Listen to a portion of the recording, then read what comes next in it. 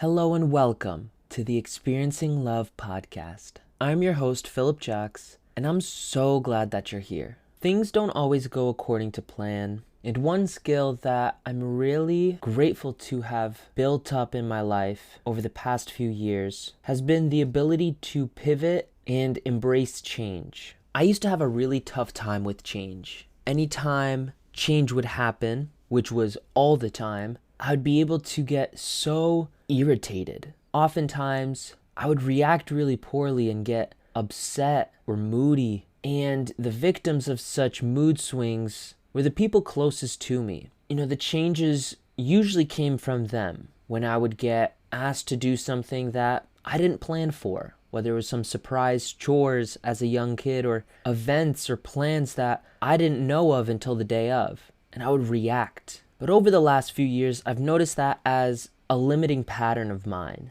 a pattern of mine that held me back. And I've taught myself how to really value change. Change is one of those things that is a constant in our lives. Or maybe a better way to say it, change is inevitable. Everything changes. Either it's growing or it's dying. Maybe something new is coming into our life or we're losing something. Change is always happening. And I've noticed that one of the many things that changes is me. Every day I make a plan for what the day is going to be. Or should I say, every week I plan out what's going to happen more or less each day. And what I found is when the day actually comes, I can change a lot. From the time I make the plans to when the plans show up, I could be a different person. I could think a little differently. I'm motivated to do different things. And today was one of those days. Today was one of those days where I had a long list of stuff that I could do. But when it came down to actually doing,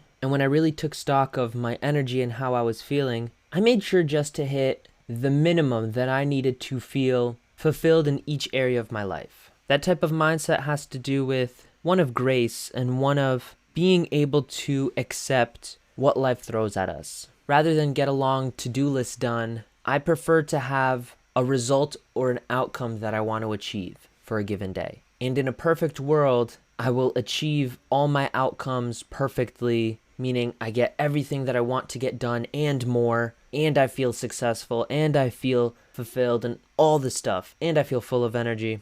But as you know, and as I know, we do not live in a perfect world, and things happen. Things come up, and maybe you're just feeling a little bit tired that day. And wouldn't it be nice to have what I would say is a bare minimum for your results? Meaning you still have to show up, you still have to do the work, you still have to put in the effort, but you don't have to do everything all at once. Maybe it's just the 20% of tasks that you have on your to-do list that gets you 80% of the way there. It's not 100%, but it's the needle mover. You made progress. And maybe from this place, from this new level of progress, you decide that those other things just aren't important anymore, and you decide that something else will move the needle more. Something else is more effective, is more productive, more efficient. I think I say a lot of these things to make myself feel better. And I say it to make myself feel better because I know if I'm harder on myself, meaning I beat myself up more, then I really get into a pattern of depression and lack of motivation, and I really do nothing. So even though I may not be as machine-like as I sometimes wish I could be,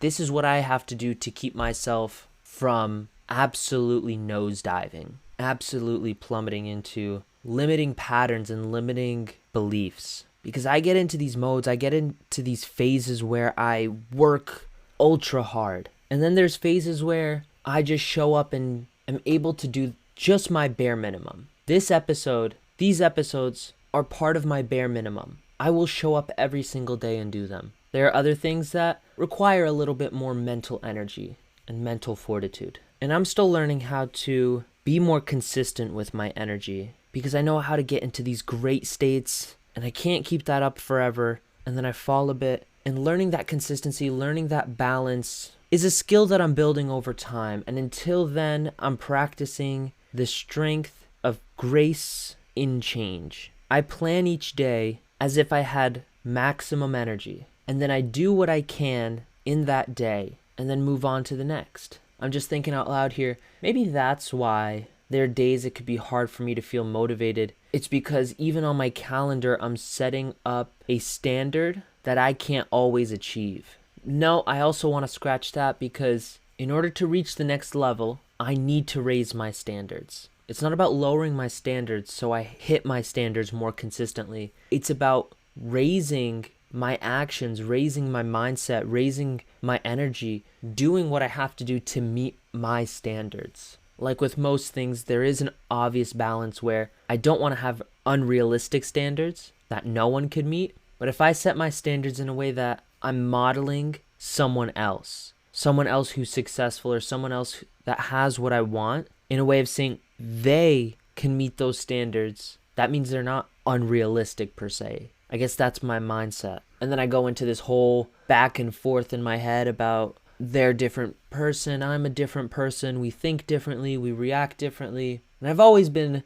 hard on myself. I've always put a lot of pressure on myself. Or should I say, I've always put so much pressure on myself that at some point I can't meet it. It's one of my patterns that I have. So with that pattern of putting a lot of pressure on myself, I often trigger so many other negative patterns. Doing things just to feel good in the moment because I'm not meeting my standards. Later this month, I have plans to begin a new monthly tradition, monthly process where I sit down and annihilate and eradicate the limiting beliefs that I have in my life. And I want to do it on a monthly process because that's something I used to do maybe once a year. But what I found is as I've eradicated and replaced limiting beliefs, ones deeper below the surface came up.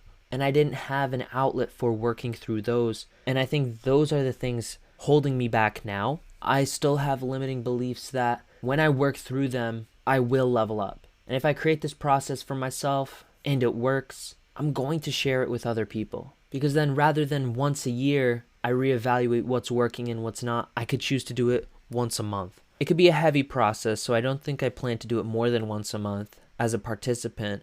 And within a month, the new pattern is able to take root. Honestly, there's times that I think about this podcast and I just wonder about what I'm saying and wonder if it's really resonating with anyone or if it will resonate with someone who listens back to this. And if I should really focus on themes and topics and not diverge from those things. And if I'm just speaking out loud, there's a part of me that hopes this never gets picked up, that this stays in the corner silently, and it just remains as my personal diary, my daily journal that instead of writing it down, it just gets recorded. And I've been thinking about the submodalities recently and how there's auditory and visual and kinesthetic and all the other ones. And I'm starting to realize and have started to realize all this year is that I'm just an auditory person. I think I enjoy podcasting so much because I really need to hear things. It's less so about seeing and less so about feeling and doing and more so about